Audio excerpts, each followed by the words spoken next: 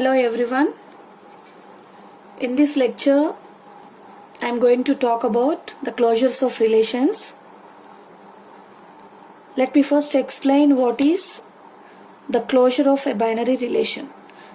I am using the word binary relation for a relation because every relation is defined from or between two sets, so we call it as a binary relation.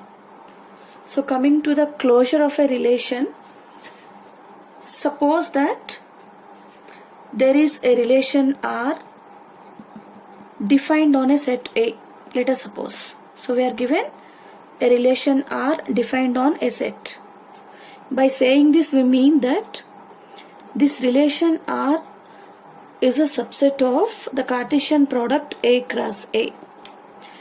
We do not know whether this relation R is possessing any property P like a reflexive, symmetric or transitive. So what is given to us? We are given a relation defined on a set A and we do not know whether this relation satisfies any property like reflexive, symmetric or transitive. Now let us consider few relations like S, T, U, V and so on. Let us suppose each of these relations, they possess a property P. This property may be either reflexive, symmetric or transitive. So we are supposing that these S, T, U, V and so on, these different relations are possessing a property P and each of them is containing the given relation R. Under this condition, if S is a subset of the remaining all relations, then we say that this S is a closure of the given relation R. Clear? So when do we say that S is a closure of a relation? If S possesses a property P contains R, moreover, it is a subset of all such relations which have the same property P and contain the same R. Clear? We have three types of closures of any relation, namely reflexive relation, symmetric relation, reflexive closure, symmetric closure, transitive closure. These are the three types of closures possible for any relation defined on a set. Let us now discuss about how to get a reflexive closure of a given relation R. Right? Let me first tell you what is this reflexive closure. Suppose we have the relations S, T, U, V and so on, each possessing the property reflexive and each containing the relation R, and in addition to this, if S is a subset of all the other relations, then we say that S is a reflexive closure of the given relation R. For example, suppose we have a relation defined by, the relation is given by consisting of the elements 1 1, 1 2, 2 1, 3 2. Is given that the relation is defined on the set of elements 1 2 3. If you want to find the reflexive closure of this relation or over the given set, we have the corresponding formula that the reflexive closure is always equal to, it is the union of the given relation with a diagonal relation delta, where this delta, the diagonal relation, is defined as the set of elements A comma A, the set of ordered pairs A comma A, such that A belongs to the given set A. If we find the union of the given relation with this diagonal relation, whatever the new relation is formed, it will become the reflexive closure of this relation. This reflexive closure can also be defined as the minimum possible reflexive relation which contains the given relation. Now let us calculate for this example the reflexive closure R union delta. Right? Delta will consist of all the odd dot pairs A comma A for every element A of the given set. There are 3 elements in the set A. Accordingly, the diagonal relation should consist of the elements 1, 1, 2, 2, 3, 3. Out of these 3 diagonal elements of the diagonal relation, only 1, 1 is in the given relation. Now, we find the union of this diagonal relation with the given relation.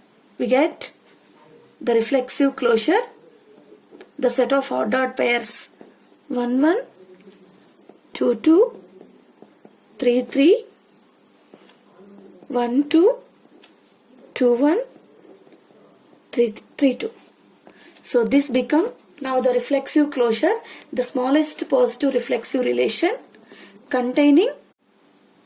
Now let us continue with the symmetric closure.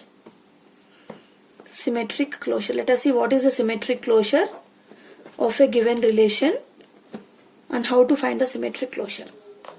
Suppose there are relations ST, UV and so on, each possessing the property, the symmetric property, and each containing the relation R.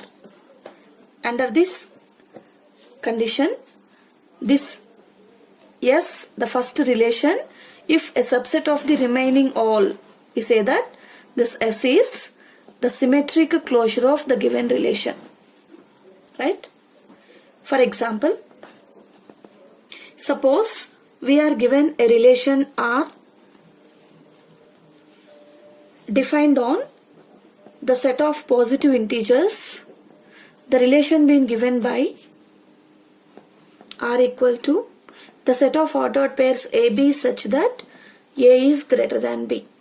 Right? Corresponding to this relation defined over the set of positive integers, if we want to find out the symmetric closure, it is determined as the symmetric closure of the relation is the union of the relation with the inverse of the relation. So by finding the union of the relation with its inverse, we can get the symmetric closure of any given relation. Right? Now let us find first what is R inverse here, the inverse relation. As we all know, the inverse relation is defined as the set of odd dot pairs AB such that the set of odd dot pairs B comma A such that AB belongs to R. Right?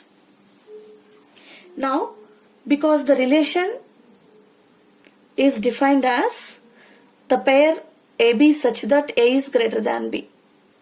Let us see the inequality first. If A is greater than B, for 2 elements AB belongs to Z plus, let AB belongs to Z plus. If A greater than B satisfied, then that AB belongs to R. When that AB belongs to R, corresponding element of R inverse is B comma A. Therefore, the union of R and R inverse will consist of all the pairs AB such that A is not equal to B.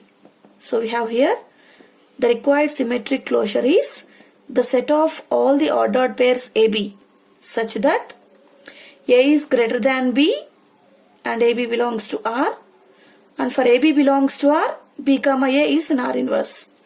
Right? So the union is AB plus BA. So we have all the odd dot pairs AB such that A is not equal to B, or all the symmetric elements will involve in this relation, and this is called the symmetric closure of the given relation. Next, now let us move on to the last type of the closure of the relation known as the transitive closure.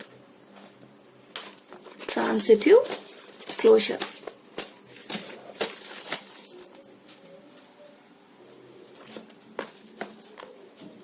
Let us first see what is the transitive closure and how can this transitive closure be determined for a given relation. Let us see. Suppose there are relations S, T, U, V and so on, each possessing the property, transitive property, and each containing the given relation R. If under this condition, this first relation S, if a subset of all the remaining, then that S is called as the transitive closure of the given relation. Right? Now let us take an example and determine how this transitive closure can be calculated. Remember one thing here, the transitive closure of any given relation is always denoted by R to the power plus. And to calculate R to the power plus, the transitive closure, we use the formula R union R square, union R cube, union R power 4, union so on R power n. If there are n elements in the given set A on which the relation is defined. Right? And this R square here is the composition of R2 itself. R cube means here R square is calculated using the composition relation. It is R composition R. R cube is the composition of R with R square and so on. Right? Now let us calculate, considering an example, how to calculate the transitive closure. Suppose we have the set A having the elements 1, 2, 3, 4. The relation on the set A is defined to be consisting of the ordered pairs 1, 2, 2, 3 and 3, 4. These are the three elements of the relation. The relation defined on a set of 4 elements. Because here the number of elements in the set A is equal to 4, the transitive closure is given by R union R square union R cube union R power 4, where R square is the composition of R to itself. Let us calculate.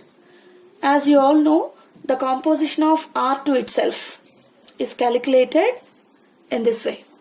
It is R, I am writing the elements of R, 1, 2, 2, 3, 3, 4, its composition, right, with the same set. Again 1, 2, 2, 3, 3, 4. So to determine the composition, we choose the element of the first relation, an element, one of the element, first element of the first relation. It is 1, 2 here. Now, because this 1, 2 is ending with 2, we look at the elements of the other relation. Which one is starting with 2? 1, 2. No element in the second relation. No. One of the element, middle element. 1, 2, starting with 2, we have 2, 3. So from 1, 2, 2, 3, we should write 1, 3. No other element in the second R starting with 2. Now corresponding to 2, 3, starting with 2, we have the second entry is 3. Starting with 3 in the second relation R, we have 3, 4. So from 2, 3, 3, 4, we form the element 2, 4. Corresponding to 3, 4, we write 3. Starting with this 4, no element in the second relation. So no element starting with 3 will be there in R square. So there are two elements in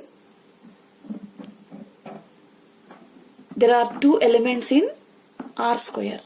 Similarly, let us calculate R cube.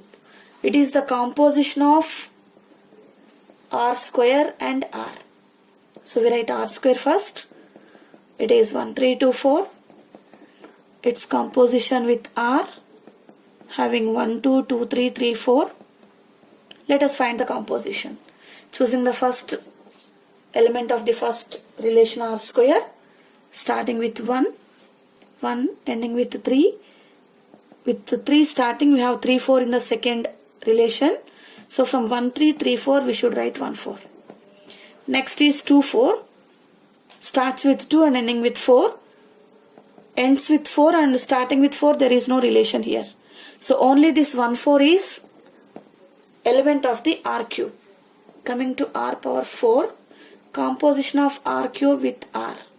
We write the elements of R cube, find the composition with elements of R, like 1 2 2 3 3 4, right?